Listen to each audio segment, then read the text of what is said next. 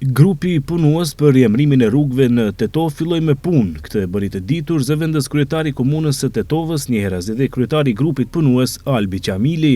Ai tha se ka pranuar dokumentacionin dhe materialet nga grupi paraprak. Mbi bazën e punës që është bërë deri tani dhe duke marrë parasysh propozimet e dërguara nga qytetarët, do të vazhdojmë punën me qëllim që të rrumbullaksojmë këtë proces sa më së shpejti, tha Qamili. Ne kemi vendosur mënyrën se si do të vazhdojmë me procedurën.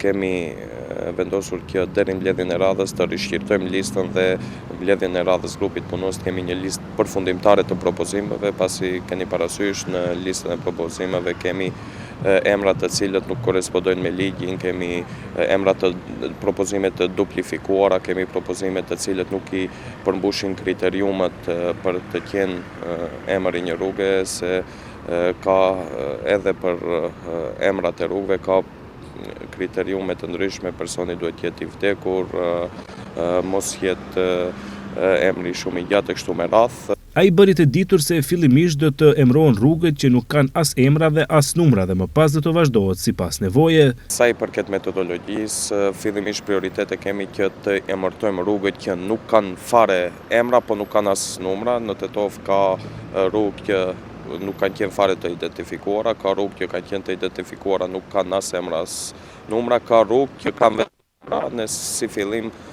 prioritet kemi që t'u bëjmë emër.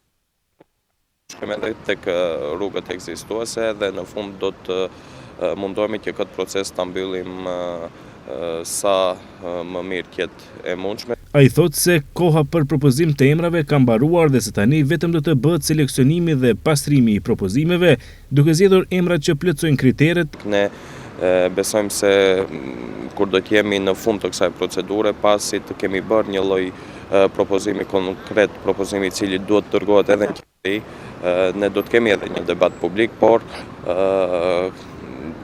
krahas metodologjisë dhe rregullorës që ka vendosur grupi paraprak i punës, propozimet reja nuk mund të shtohen më, pasi që është mbyllur faza e propozimeve. Në Tetov, edhe pse disa rrugë janë emëruar në gjuhën shqipe, të njëjta shfrytëzohen vetëm nga komuna e Tetovës gjatë komunikimit me qytetarët, kurse në dokumentet zyrtare vazhdojnë të qëndrojnë emrat nga koha e ish-Jugosllavisë. Edhe më herët në Tetov ka pasur nisma të tilla që nuk kanë shkuar deri në fund.